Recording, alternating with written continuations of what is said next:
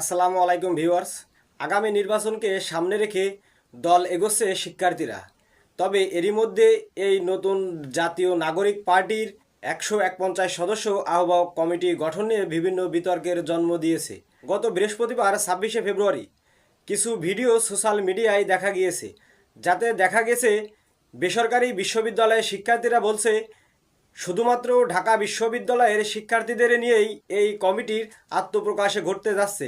জুলাই গণ অভ্যুত্থানে শুধুমাত্র ঢাকা বিশ্ববিদ্যালয়ের নেতৃত্বে এই আন্দোলন হয়নি, সারা বাংলাদেশের বেসরকারি বিশ্ববিদ্যালয়ের শিক্ষার্থী থেকে শুরু করে ভ্যান চালক, টুকাই, রাজনৈতিক দল থেকে শুরু করে মুক্তিকামী জনতা এই আন্দোলনে শরিক হয়েছে। বেসরকারি বিশ্ববিদ্যালয়ের শিক্ষার্থীদের দাবি, তাদেরকে বাদ দিয়ে শুধুমাত্র ঢাকা বিশ্ববিদ্যালয়ের নেতৃত্বেই গঠন করা হচ্ছে নতুন রাজনৈতিক দল। শিক্ষার্থীদের দাবি, বাংলাদেশের স্বৈরাচার শেখ হাসিনা যে কারণে বাংলাদেশ ছেড়ে পালিয়ে যেতে বাধ্য হয়েছে, ঠিক সেই পথেই কি বেছে নেবে জাতীয় নাগরিক পার্টি? এরই মধ্যে তারা বেসরকারি বিশ্ববিদ্যালয় সহ বিভিন্ন বিশ্ববিদ্যালয়ের শিক্ষার্থীদের বাদ রেখেই কিন্তু এই রাজনৈতিক দলের আত্মপ্রকাশে ঘটতে যাচ্ছে।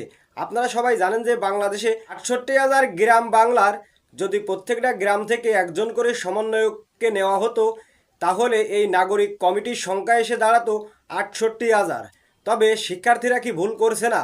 তারা এককভাবে শুধু ঢাকা বিশ্ববিদ্যালয়ের নেতৃত্বে তাদের রাজনৈতিক দল গঠনের দিনেই মারামারি, দাঙ্গা, হাঙ্গামা নতুন করে সাধারণ জনগণরে কী বার্তা দিচ্ছে?